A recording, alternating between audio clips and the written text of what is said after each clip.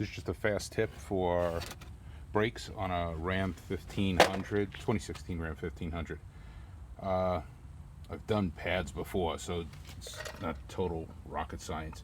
But these are power stops.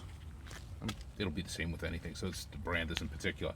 I had to change both the rotors and the pads, and that's just because I ate into one of the rotors on the inside. I'm guessing pins hung up. Anyway, all the videos that I see, you pull the caliper, which is kind of sitting right there, and then you pull the bracket, which is this, and there's two bolts back there. Those are 21 millimeter, and the calipers are small. Small as in, I don't know, something small.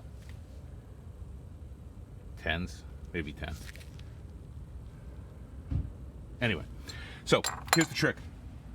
Everybody I see puts the pads into the bracket first and then mounts the bracket. I couldn't do that. I don't know if I'm a spaz, but I couldn't do that. So here's what I opted to do. Mount the bracket first. Keep the rotor kind of loose. After the bracket's on, you can snug up the bolts in the back. You don't got to torque them down. Pull the rotor out this way.